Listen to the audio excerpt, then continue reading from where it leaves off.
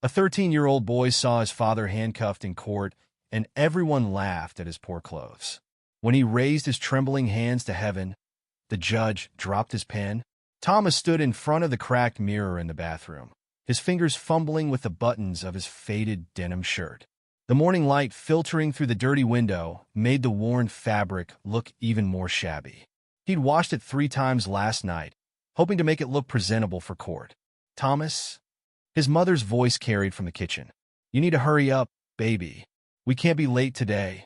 His hands trembled as he did up the last button. The shirt was too small, the sleeves barely reached his wrists, but it was the best he had.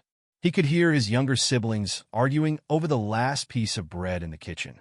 "Marcus, give some to your sister," his mother called out, exhaustion clear in her voice.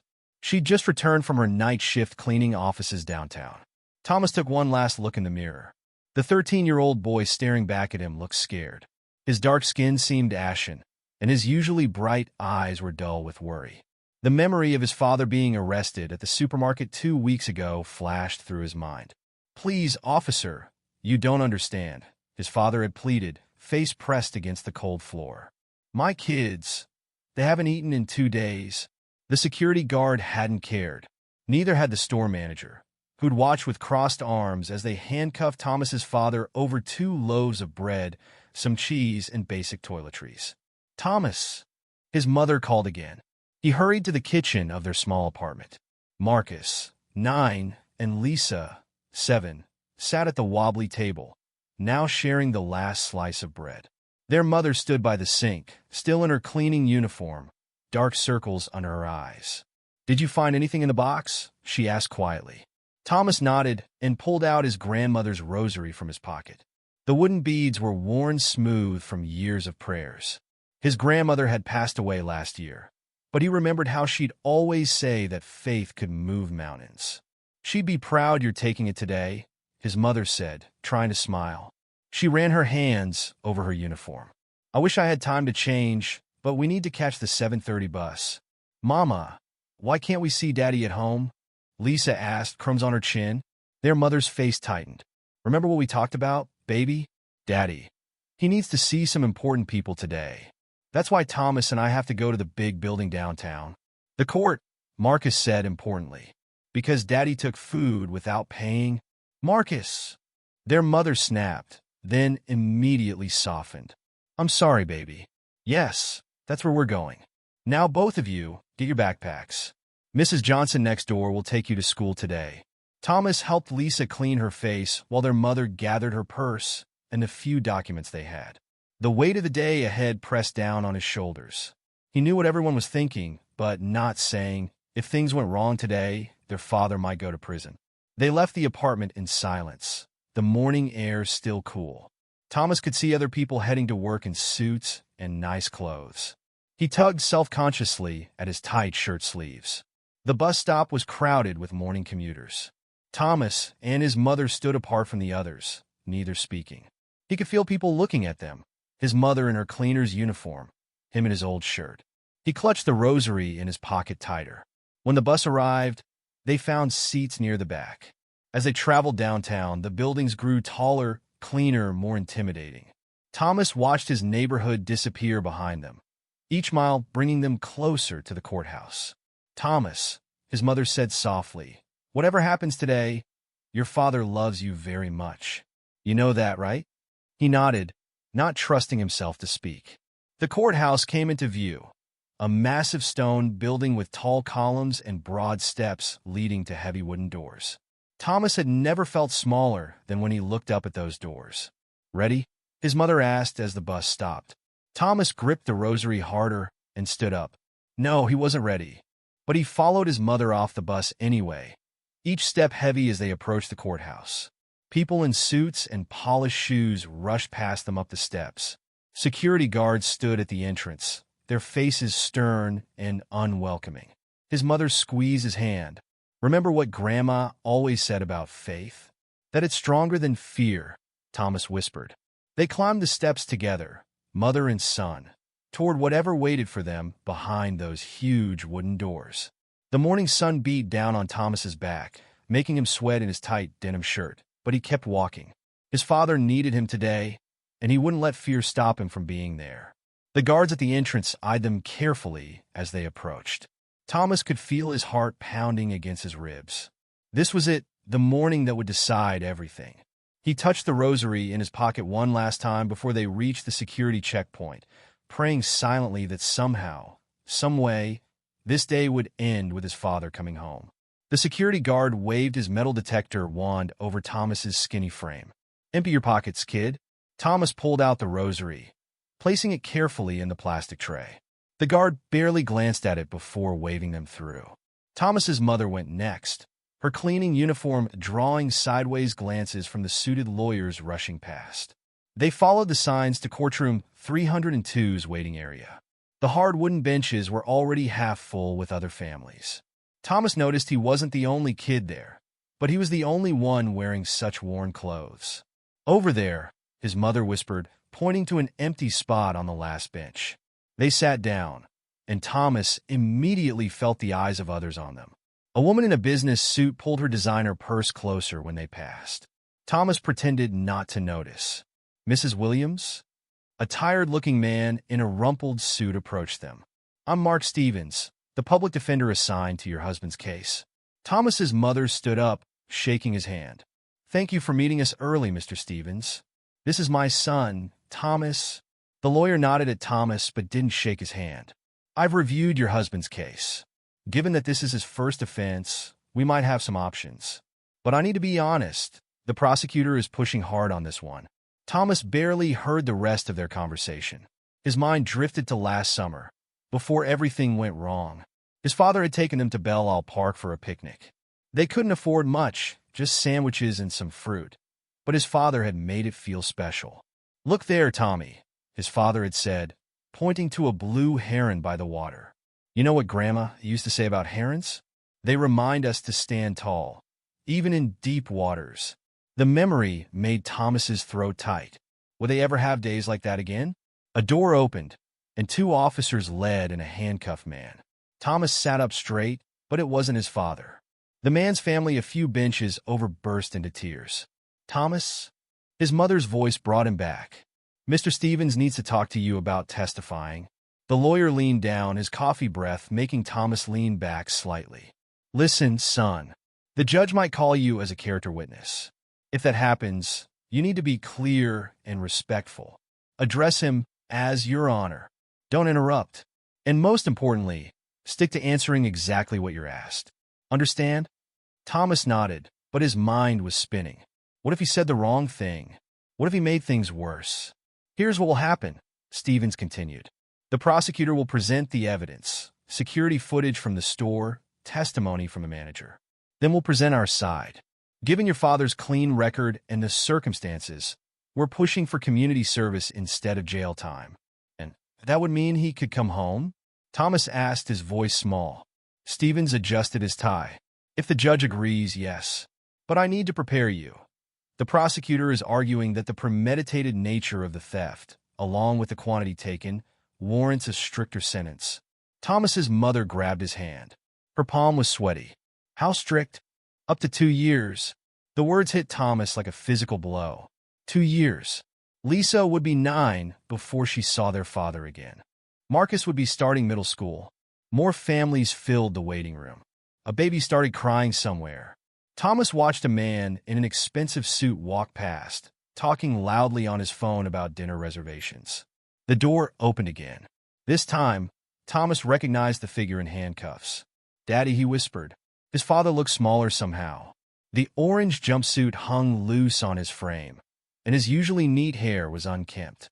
When he saw them, his eyes filled with tears, but the officers didn't let him stop. "James," Thomas's mother called out softly. His father tried to turn, but was pushed forward through another door.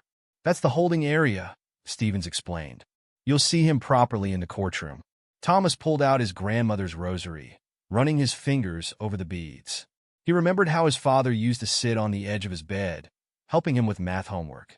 How he never got angry when Thomas didn't understand something, just explained it different ways until it made sense. "Mrs. Williams," Stevens said, checking his watch, "we should discuss what happens if the judge decides on jail time. Have you considered arrangements for the children?" His mother's hand tightened on Thomas's. My sister in Atlanta, she said she could take them. If it comes to that, Thomas's head snapped up. What? No. Mom, we can't. Thomas, please, she whispered, her voice cracking. Not now. The waiting room grew more crowded. Thomas watched as more lawyers rushed in and out, their shoes clicking on the tile floor. A court officer appeared at the door, calling out names. Each time, Thomas's heart jumped, thinking it would be their turn. Williams' case, the officer finally called. Stephen stood, straightening his jacket. That's us. Remember what I said, Thomas. Clear, respectful, and brief. Thomas stood on shaky legs. His mother smoothed his shirt one last time, though it didn't help with the wrinkles. As they walked toward the courtroom doors, he could hear the murmur of voices inside. I love you, baby, his mother whispered. No matter what happens. The officer held the door open. Thomas clutched the rosary in his pocket, took a deep breath, and stepped into the courtroom. The wood-paneled walls seemed to loom over him, and the American flag hung still and silent in the corner. At the front, elevated above everyone else, sat the judge's bench, empty for now, but somehow still intimidating. And there, at a table to the left, sat his father in his orange jumpsuit, head bowed, hands cuffed in front of him. Thomas had never felt more scared or more certain that he had to do something to help. All rise. The bailiff's voice boomed through the courtroom. The Honorable Judge Michael Richardson presiding. Thomas scrambled to his feet along with everyone else. His mother's hand found his shoulder, steadying him. The judge entered, his black robe flowing behind him as he took his seat at the bench. Be seated, Judge Richardson said, his voice deep and authoritative. We're here for case number 2025 CR 1429, State of Michigan versus James Williams. Thomas watched his father stand when his name was called. The chains on his handcuffs clinked in the quiet courtroom. Your Honor, the prosecutor said, rising from his table. He was a tall man with gray hair and expensive-looking glasses. John Martinez for the state. Mark Stevens for the defense, Your Honor, their lawyer said, his voice noticeably less confident. The judge nodded, shuffling through papers on his bench. Mr. Martinez, proceed with the charges. Yes, Your Honor. The state charges Mr. Williams with retail theft under Section 750.356C of the Michigan Penal Code. On January 11, 2025, the defendant entered Fuller's Supermarket on West Grand Boulevard and deliberately concealed merchandise valued at $127.84. Thomas felt his mother tense beside him. That amount sounded so much bigger than what his father had actually taken. The defendant attempted to exit the store without paying. Martinez continued. When confronted by security, he resisted detention, requiring police intervention. That's not true, Thomas whispered.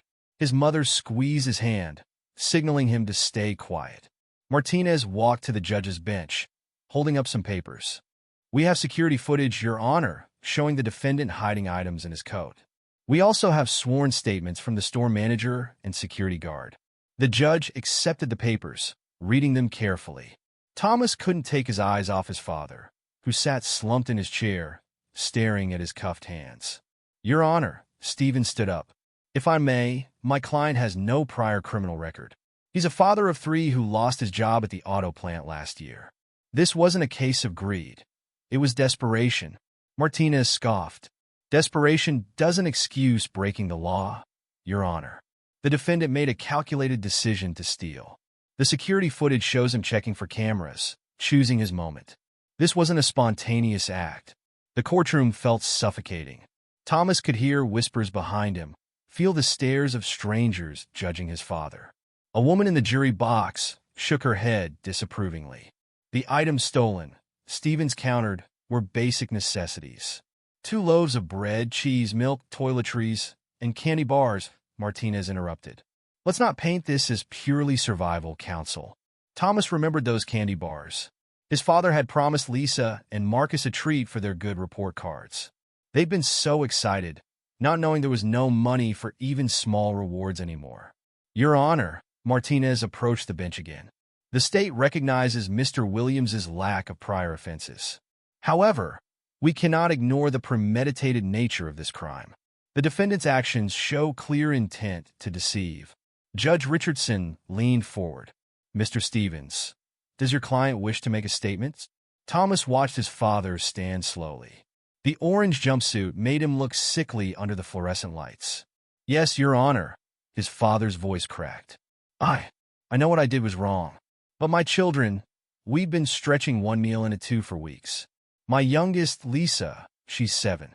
She stopped asking for breakfast because she knew we didn't have any. Thomas felt tears burning his eyes. He hadn't known that about Lisa. Mr. Williams, the judge said, I sympathize with your situation. But you understand the seriousness of your actions? Yes, Your Honor. I do. I couldn't watch my kids go hungry anymore. I tried everything else. Food banks, churches, extra work. But it wasn't enough. Martinez stepped forward. Your Honor, while the defendant's story is touching, it doesn't change the facts. He committed a crime, planned it out, and only showed remorse when caught. The judge turned to Stevens. Does the defense have any witnesses? Yes, Your Honor. We'd like to call Thomas Williams, the defendant's son. Thomas felt his heart stop. The room suddenly seemed to spin. His mother's hand tightened on his shoulder. Remember what Mr. Stevens said, she whispered. Clear and respectful. Approach the bench, young man, the judge called. Thomas stood on shaky legs. The walk to the witness stand felt like miles. He could feel every eye in the courtroom following him. His worn sneakers squeaked on the polished floor. The bailiff stepped forward with a Bible. Place your right hand on the Bible and raise your left hand. Thomas did as instructed, his hand trembling. Do you swear to tell the truth, the whole truth, and nothing but the truth? So help you God. I do, Thomas managed to say, his voice barely above a whisper. He sat in the witness chair, its wooden surface hard and cold. From this position, he could see everyone. The stern-faced judge above him, the smirking prosecutor, the tired public defender, the curious jury, and his father, who wouldn't look up from the table. Please state your name for the record, the judge said. Thomas James Williams. And how old are you, Thomas? 13, Your Honor. Martinez stood, adjusting his tie. I'll begin the questioning, Your Honor. Thomas gripped the rosary in his pocket. His grandmother's voice echoed in his head. Faith is stronger than fear. But sitting there, about to be questioned by the man trying to send his father to prison, Thomas had never been more terrified in his life. The moment had come. Everything, his father's freedom, his family's future, might depend on what he said next. Thomas took a deep breath, feeling the weight of the courtroom pressing down on him. He knew he had to find the courage to speak, but the words seemed stuck in his throat as Martinez approached the witness stand. Prosecutor Martinez stood before Thomas, his polished shoes gleaming under the fluorescent lights. Thomas, do you understand why your father is here today? Yes, sir, Thomas replied, his voice barely audible. Speak up, please, the judge instructed. Thomas cleared his throat. Yes, sir, he's here because he took food from the store without paying. Stole, Martinez corrected. Your father stole from the store. Let's be precise with our language. Thomas's fingers tightened around the rosary in his pocket. He could see his mother from the corner of his eye, sitting perfectly still. Now, Thomas, Martinez continued, pacing slowly. Did you know your father was planning to steal that day? No, sir, I didn't. But you knew your family was having financial difficulties? Yes, Sir. Martinez nodded, approaching closer. Tell me about your father's job search after the plant closed. Thomas's mind flashed to countless evenings watching his father at the kitchen table, filling out applications online at the library because they couldn't afford internet at home. He tried really hard, Thomas said, his voice stronger now. He went to interviews every week, sometimes 2 or 3 in one day. A simple yes or no will suffice, Martinez interrupted. Did your father actively search for work? Yes, sir. And yet he chose to steal rather than accept a lower-paying position? Stevens jumped up. Objection, Your Honor. Argumentative. Sustained, Judge Richardson said. Watch your tone, Mr. Martinez. The prosecutor adjusted his glasses. Thomas, were you aware that your father had been to Fuller's supermarket 3 times that week before the incident? Thomas frowned. No, sir. Security cameras show him studying the store layout, watching the guards' routines. Does that sound like a desperate father's split-second decision to you? Objection. Stevens called again. He's asking the witness to speculate. Sustained. Mr. Martinez, stick to facts the witness can testify to. Martinez walked to his table, picking up a paper. Thomas, your father took more than just food that day. Are you aware of that? Thomas's throat felt dry. He took things we needed, including candy bars. Were those necessary for survival? Thomas felt heat rising in his face. They were for my sister and brother. They got good grades, and he promised. His voice cracked. So your father's solution to rewarding his children was to steal? Objection. Your Honor. Stevens stood again, badgering the witness. Sustained. Mr. Martinez, this is a 13-year-old boy. Moderate your approach. Thomas wiped his eyes with his sleeve. The room had grown uncomfortably warm. He could see his father at the defense table, shoulders hunched, still not looking up. Thomas. Martinez's voice softened artificially. Did your father ever discuss other options? Food banks? Church assistance? Yes. Sir, we went to the food bank every week. But they can only give so much, and with 3 kids. And your mother? She works 2 jobs, correct? Yes. Sir, she cleans offices at night and houses during the day. So there was income coming into the household? Thomas gripped the witness stand. But it wasn't enough. The rent went up, and then Marcus got sick, and the medicine. Please just answer the question asked. Martinez cut in. Was there household income? Yes, sir, Thomas whispered. Martinez turned to the jury. So despite having income, despite food bank access, despite community resources, your father chose to steal. Would you agree? Before Stevens could object, Thomas burst out. You don't understand. Do you know what it's like to tell your little sister there's no dinner? To watch your brother pretend he's not hungry? To see your dad cry because he can't feed his own kids? The courtroom fell silent. Even Martinez seemed taken aback. Your Honor, Stevens stood quickly. May we take a brief recess? The witness is clearly distressed. Judge Richardson nodded. 15-minute recess. Thomas, you may step down for now, but you're still under oath. Thomas stumbled from the witness stand. His mother met him halfway, wrapping her arms around him. He could feel her trembling. You're doing great, baby, she whispered. So great. As people filed out for the recess, Thomas caught a glimpse of his father, finally looking up. There were tears in his eyes, and he mouthed something that looked like, I'm sorry. In the hallway, Stevens pulled them aside. Thomas, when we resume, the prosecutor will likely continue pushing hard. Remember, stick to simple answers. Don't let him provoke an emotional response. Thomas nodded, but his mind was racing. He hadn't helped at all. He'd gotten emotional, exactly what Stevens had warned against. The rosary beads felt heavy in his pocket. Can I? Thomas hesitated. Can I use the bathroom? Stevens checked his watch. Make it quick. In the bathroom, Thomas splashed cold water on his face. The mirror showed his red eyes and tear-streaked cheeks. His grandmother's voice seemed to float around him. Sometimes God gives us trials to show us our own strength. He pulled out the rosary, studying the worn wooden beads. His father had taught him to be honest, to work hard, to take care of family. How could doing those things have led them here? The bathroom door opened, and a suited lawyer walked in, barely glancing at Thomas. As he washed his hands, he talked loudly on his phone about lunch reservations at some expensive restaurant. Thomas thought about the slice of bread Marcus and Lisa had shared that morning. About his father's face when the security guard slammed him to the ground. About his mother working through the night just to keep the lights on. A determination began to build in his chest. He wasn't finished testifying. There was more to say, more the court needed to understand. His father wasn't a criminal. He was a good man trapped in an impossible situation. The bailiff's voice echoed in the hallway. Court will reconvene in 2 minutes. Thomas gripped the rosary tight and walked back to the courtroom. His mother waited at the door, her cleaning uniform wrinkled from sitting so long. Ready? She asked softly. Thomas nodded. He was ready. Ready to tell the whole truth, not just answer Martinez's twisted questions. Ready to make them understand what real desperation looked like. As they filed back into the courtroom, Thomas caught the prosecutor shuffling his papers, preparing for more questions. But this time, Thomas wasn't afraid. His grandmother always said faith could move mountains. Maybe today, it could move hearts too.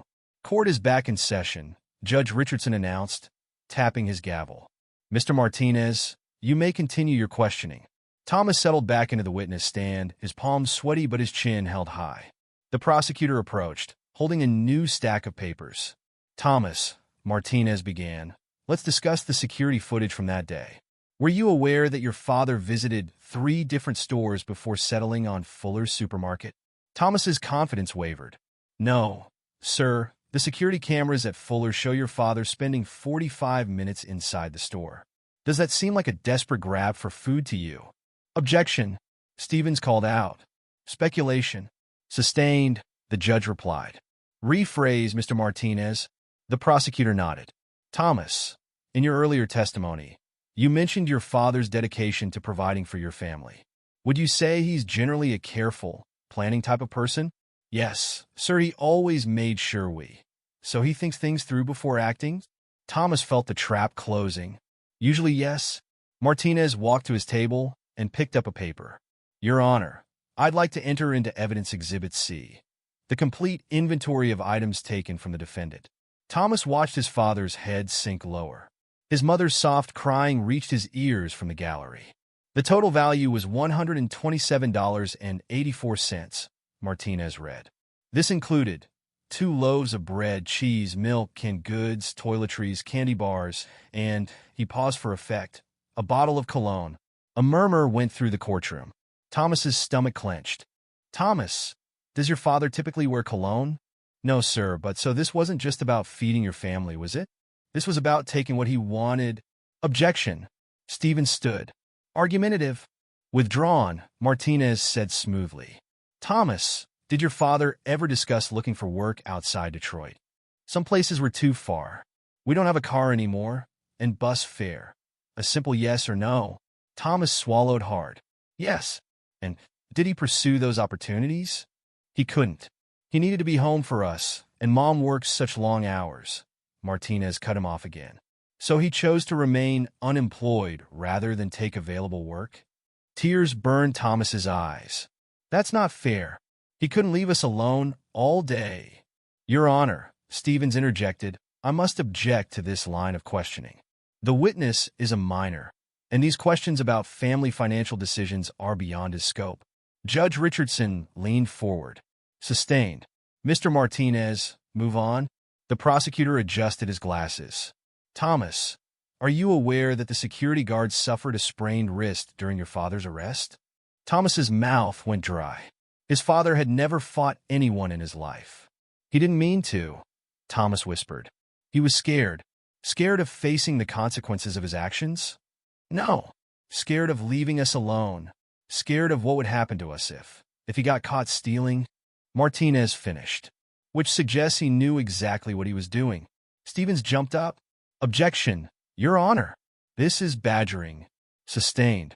Mr. Martinez, final warning. The prosecutor walked closer to Thomas. One last question.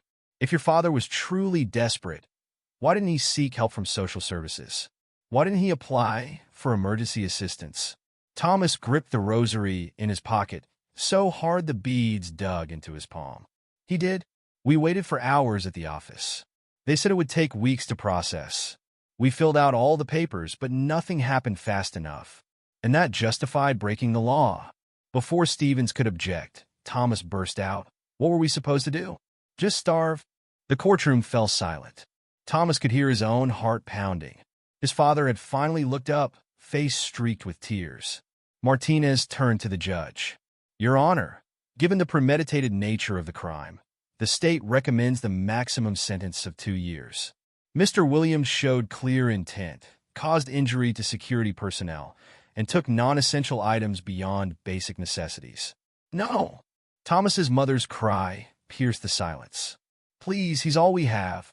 The judge banged his gavel. Order. Mrs. Williams, please control yourself, or you'll be removed from the courtroom. Thomas watched his mother press her hand to her mouth, shoulders shaking. 2 years. The words echoed in his head like a nightmare. Stevens stood. Your Honor, if I may, before the state makes its final recommendation, I'd like to request a brief recess to confer with my client. Judge Richardson nodded. 20 minutes. Court is in recess. As people began moving, Stevens hurried to Thomas. You need to stay calm, he whispered. I know it's hard, but getting emotional only helps the prosecution. Thomas barely heard him. His mind was spinning with images. Lisa and Marcus being sent to Atlanta, his mother working alone, his father in prison clothes for 2 whole years. Thomas? His mother had reached him, pulling him into a hug. Baby, you're doing so well. Just a little longer. But Thomas could barely breathe. The courtroom felt like it was closing in on him. The prosecutor's words kept repeating in his head. Premeditated, intentional, criminal. In the hallway, he overheard Martinez talking to another lawyer. Open and shut case. He's lucky 2 years is the maximum. Thomas clutched the rosary tighter. His grandmother's voice seemed to whisper in his ear. When all else fails, faith remains. Back in the courtroom, Thomas watched his father conferring quietly with Stevens. His father's shoulders were slumped in defeat. The orange jumpsuit made him look small, nothing like the strong man who used to carry Thomas on his shoulders. The bailiff called out, All rise. As Judge Richardson returned to the bench, Thomas felt something shift inside him. He couldn't let this happen. There had to be a way to make them understand. His hand closed around the rosary, and suddenly he knew what he had to do. The judge settled into his chair. Mr. Stevens, is your client prepared to hear the state's recommendation? Thomas stood up before anyone could stop him. The entire courtroom turned to stare. Your Honor, his voice shook but grew stronger with each word. Please, may I say something else? Judge Richardson peered down at him over his glasses. The moment stretched out like an eternity as Thomas waited, his heart pounding for the judge's response. Judge Richardson studied Thomas for a long moment. The courtroom remained silent, waiting. Young man, the judge said finally, this is highly irregular. But given your age and involvement in this case, you may speak. Thomas's legs shook as he stood. The rosary felt warm in his palm. Without thinking, he raised both hands toward the ceiling, the wooden beads dangling from his fingers. What's he doing? Someone whispered from the gallery. Thomas closed his eyes. His voice came out trembling but clear. Dear God, and everyone here today, please listen. Martinez started to object, but Judge Richardson held up his hand, watching Thomas intently. My daddy. Thomas's voice cracked, but he pressed on. My daddy taught me that stealing is wrong. He taught me to always tell the truth, to work hard, to help others. Tears rolled down his cheeks. But he also taught me that taking care of family comes first. His mother's soft sobs echoed in the quiet courtroom. 2 months ago, I found him at our kitchen table at 3 in the morning. He was crying, looking at job applications. I'd never seen my daddy cry before. Thomas opened his eyes, looking directly at the judge. He didn't know I was there, but I heard him praying. He was begging God to help him feed his children. Thomas turned to look at his father, who sat with tears streaming down his face. The next week, Lisa, my little sister, she collapsed at school. The nurse said it was because she was undernourished. Do you know what that felt like? Watching your 7-year-old sister fall down because she hadn't eaten enough? The prosecutor shifted uncomfortably in his chair. Daddy tried everything. Food banks gave us what they could, but it wasn't enough for 5 people. Churches helped when they could. He applied for so many jobs. I helped him fill out applications online at the library. But nothing came fast enough. Thomas's hands trembled in the air. The cologne, the one everyone keeps talking about, it was supposed to be for job interviews. Daddy read online that smelling nice makes a good impression. He just wanted to work, to provide, to be the father he always was. A tissue box appeared in front of Thomas's mother. The court clerk had passed it down, her own eyes glistening. The night before the store, Thomas's voice strengthened. Marcus, my little brother, he woke up crying from hunger pains. Daddy held him all night. I heard him whisper, I'm sorry, son. I'm so sorry. Thomas gripped the rosary tighter. The next day, he went to that store. Yes, he checked the cameras. Yes, he watched the guards. Because he was scared, terrified, not of getting caught, but of failing us again, of coming home empty-handed to hungry children. He turned to Martinez. You said he had choices. But what choice is there when your children are starving? When your daughter faints at school? When your son cries from hunger? The prosecutor looked down at his papers, avoiding Thomas's gaze. My grandmother gave me this rosary before she died. She said faith could move mountains. Thomas held up the beads. I'm asking you, all of you, to have faith in my father. He's not a criminal. He's a good man who made a desperate choice because he saw no other way. Thomas looked at the judge again. Your Honor, if someone you loved was starving, really starving, what would you do? The security guard's wrist will heal. But if my daddy goes to prison, our family will break. We'll be separated. My mom can't do it alone. She's already working 2 jobs. His voice grew stronger, more passionate. Please don't take him away from us. He's sorry for what he did. He'll make it right. He'll do community service. Anything you ask. Just please let him come home. Thomas lowered his hand slowly. My daddy always taught us that actions have consequences. He's ready to face those consequences. But he also taught us about mercy, about understanding, about forgiveness. The rosary swung gently from his fingers. So I'm standing here, asking for mercy, not just from the court, but from God. Because I believe in my Father. I believe in second chances. And I believe that faith, real faith, means standing up for what's right, even when you're scared. Silence filled the courtroom.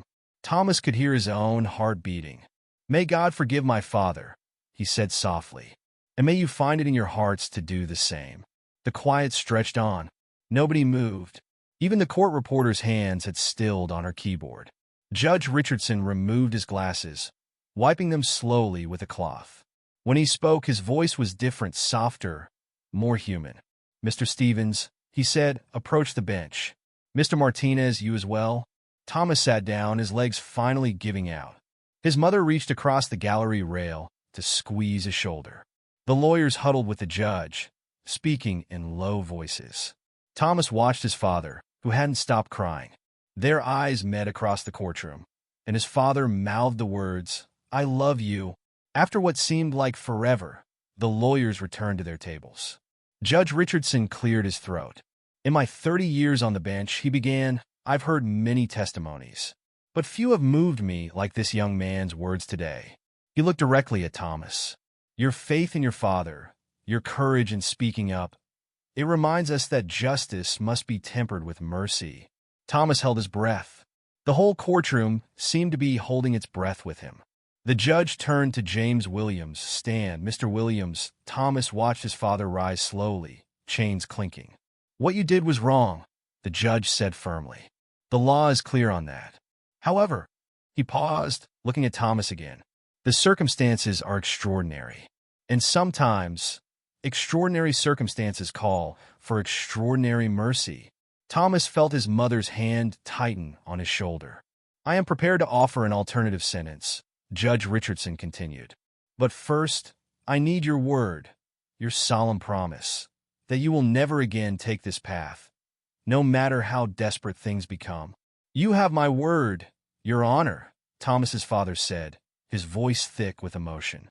I swear it. The judge nodded. Then here is my ruling.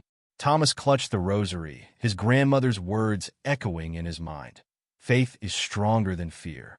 In that moment, as he waited for the judge's decision, Thomas had never believed those words more. In light of the extraordinary circumstances, Judge Richardson continued, I am sentencing Mr. Williams to 6 months of supervised probation and 200 hours of community service at the Greater Detroit Food Bank. The words hung in the air for a moment before Thomas fully understood their meaning. No prison. His father wasn't going to prison. Additionally, the judge went on, his voice firm but kind. Mr. Williams will be required to meet weekly with a job counselor through the Department of Labor's Second Chance program. Thomas watched his father's shoulders shake with relief. Even Martinez, the prosecutor, had stopped shuffling his papers and sat quietly, his earlier aggression gone. Mr. Williams, Judge Richardson leaned forward. I want to be clear. This is not just mercy. This is an opportunity, one that comes with responsibilities. Yes, Your Honor, Thomas's father replied, his voice stronger now. I understand. The food bank director has already agreed to consider you for a paid position after your community service hours are completed, pending good performance. Do not waste this chance. No, Your Honor. I won't. The judge turned to Martinez. Does the state have any objections to these terms?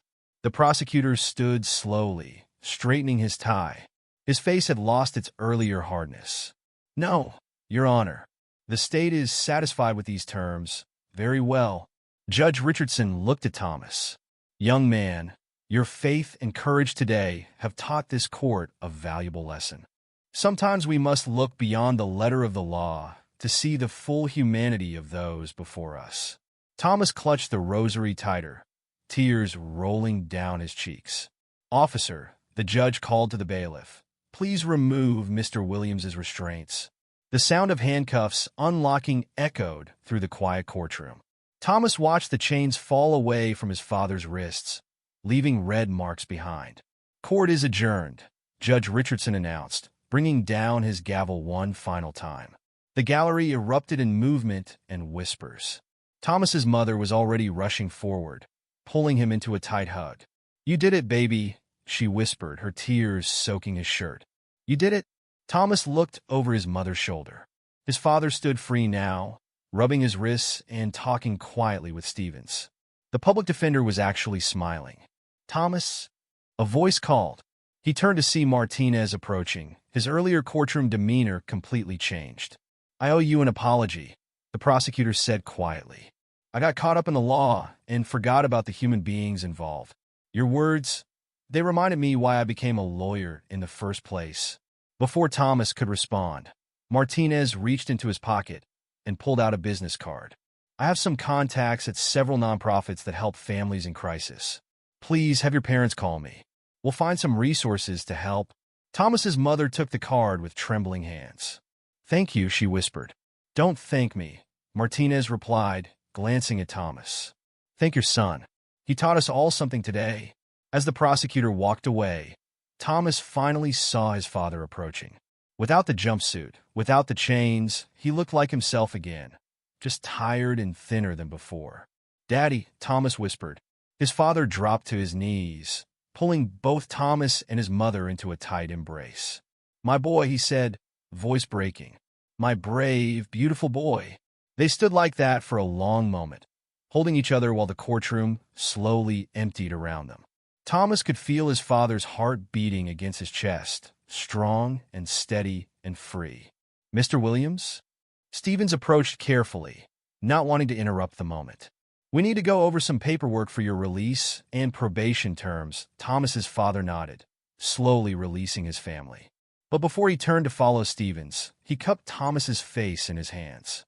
You never gave up on me, he said softly, even when I'd given up on myself.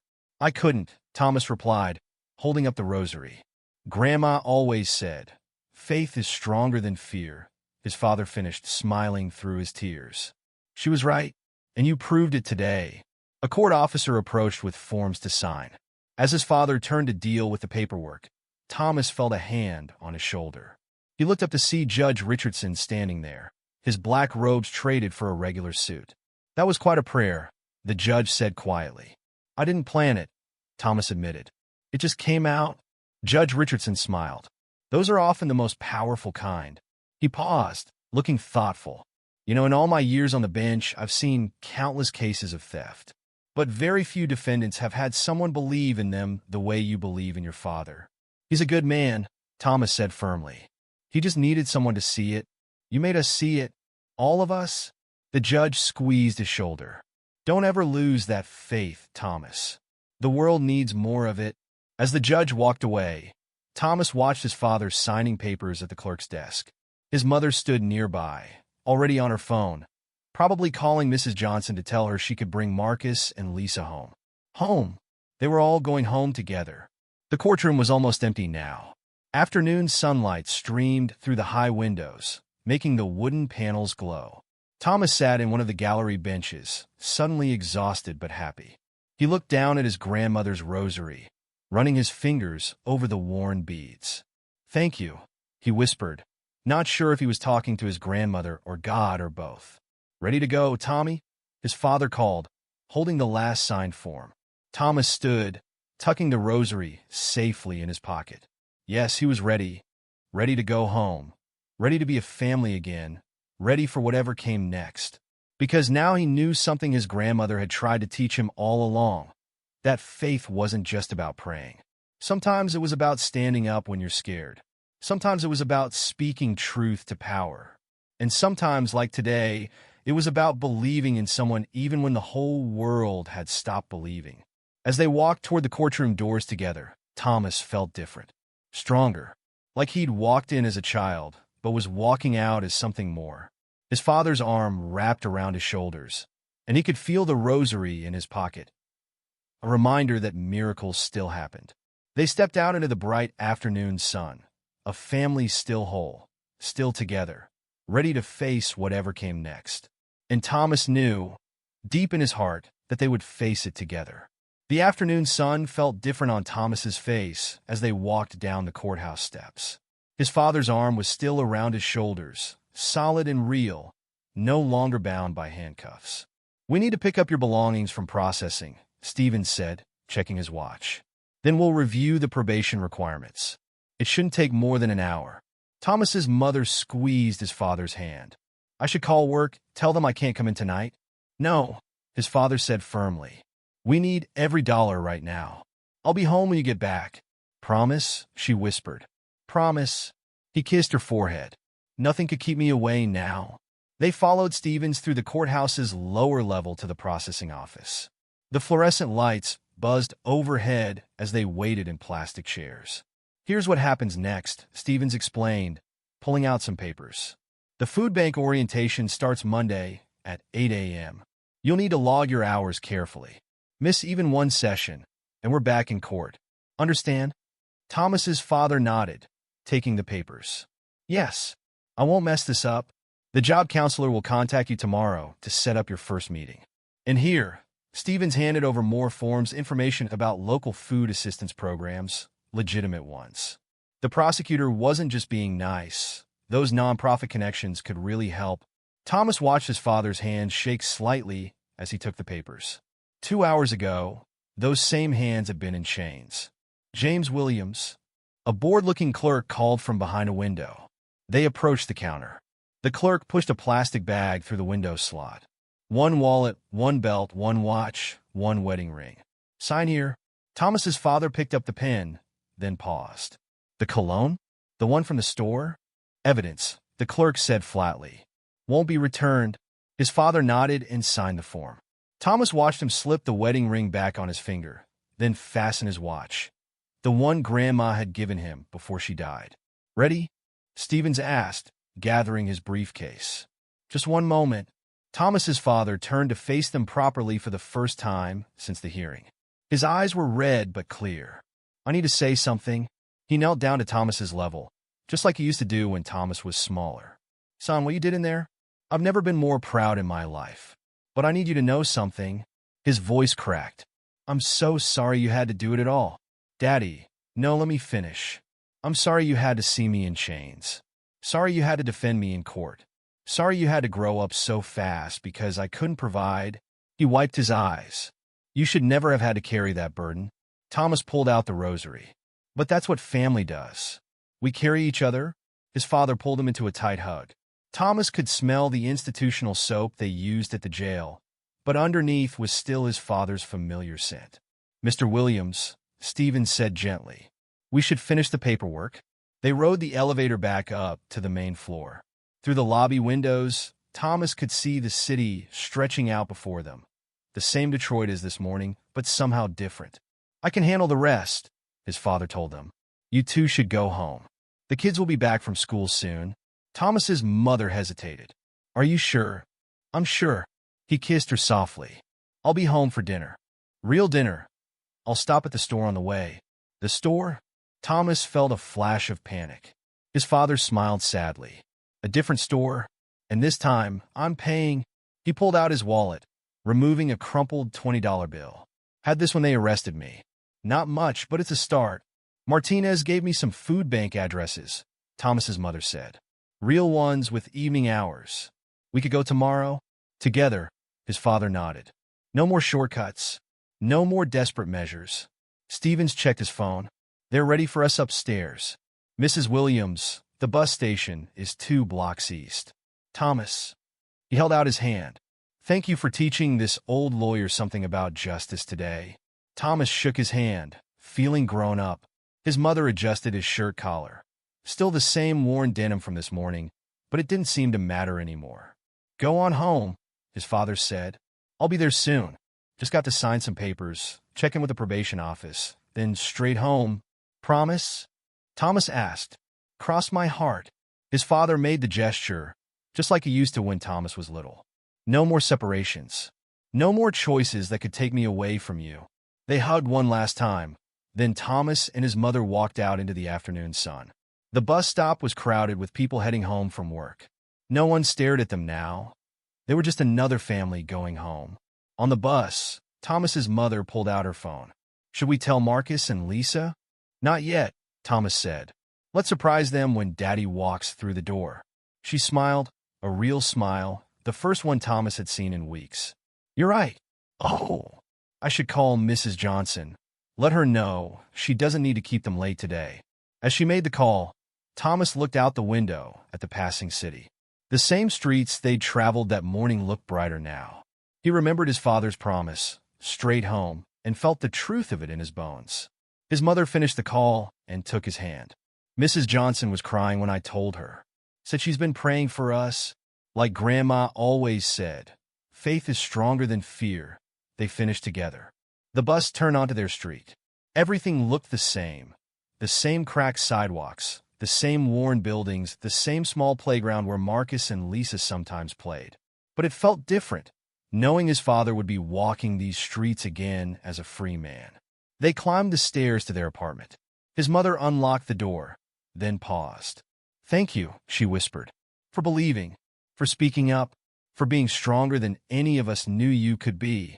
Thomas hugged her tight. I learned it from you and Daddy. You never gave up, even when things were worst. Inside, the apartment was quiet. In a few hours, it would be full again. Marcus and Lisa running around, his father's deep laugh, the sounds of a family whole and together. Thomas went to his room and carefully placed the rosary back in its box. He'd need to return it to its hiding place before his siblings got home. They were too young to understand its significance today. I'm going to start cleaning, his mother called. Want to help? We should make things nice for when your father gets home. Thomas smiled. Coming. As he joined his mother in straightening up their small apartment, Thomas felt a deep sense of peace settle over him. They still had challenges ahead, bills to pay, his father's probation, the weekly meetings with the job counselor. But they would face them together as a family. And that, he realized, was what his grandmother had meant all along. Faith wasn't just about believing in miracles. Sometimes it was about believing in each other, even when the world made it hard. Sometimes it was about standing up and speaking truth, even when your voice shook. And sometimes, like today, it was about trusting that love and mercy could overcome any obstacle. The afternoon light streamed through their small windows as they prepared for his father's return. Soon, their family would be complete again. And Thomas knew, deep in his heart, that they would never take that miracle for granted. The sound of keys jingling in the lock made Thomas freeze.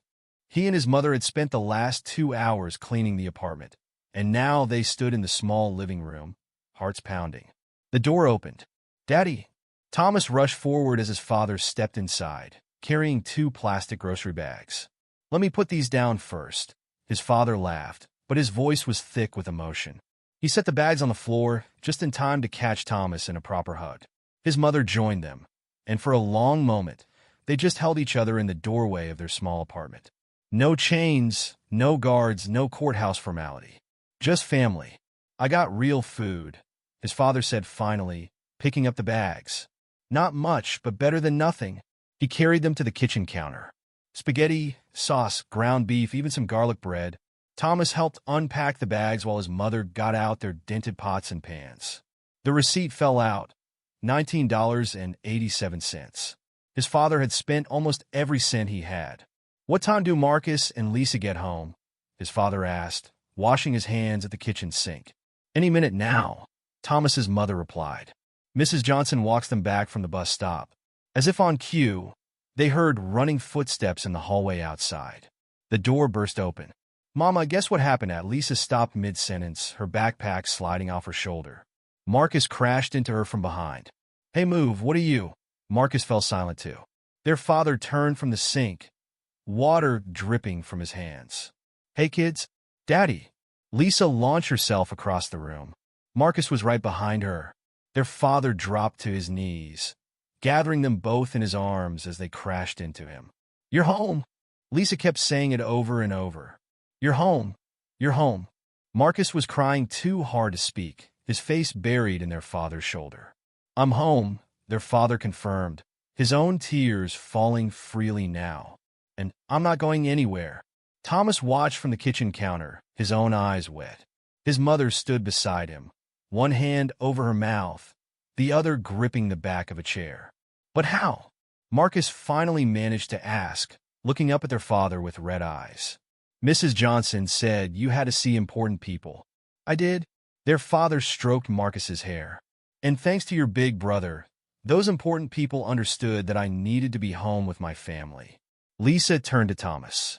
You helped bring Daddy home? Thomas nodded, not trusting himself to speak. My brave boy, their father said softly. He stood up in front of everyone and told the truth. About our family. About love. About faith. Like Grandma's stories? Lisa asked. She'd always loved their grandmother's tales about faith moving mountains. Exactly like that. Their father stood up, keeping his arms around the younger children. Now, who wants to help make dinner? Real dinner, with meat sauce and everything. Me! Lisa bounced up and down. Can I stir the sauce? Marcus asked, wiping his eyes. You could both help. Their father looked around the apartment. Place looks good. You two clean up? Thomas nodded. We wanted it nice for when you got home. It's perfect. His father smiled. Everything's perfect. They worked together to prepare dinner, moving around their small kitchen like a well-practiced dance. Lisa helped measure the spaghetti while Marcus stirred the sauce. Their father browned the meat, adding seasonings from their nearly empty spice rack. Thomas set the table with their mismatched plates. Oh! Their father reached into his pocket. Almost forgot. The job counselor already called. I have an interview at the food bank next week. If it works out, I could start right after my community service hours are done. That's wonderful. Thomas's mother hugged him from behind. It's not much, just warehouse work at first. But it's something. He turned to stir the sauce. And Martinez, the prosecutor, he called too, said he knows some people at the auto plant. Might be able to help me get my old job back eventually. The same man who? Thomas trailed off, remembering Martinez's harsh questions in court. His father nodded. People can surprise you, son. Sometimes they just need to see the humanity in a situation. You showed them that today. The smell of cooking food filled their small apartment. Real food, not just bread and water.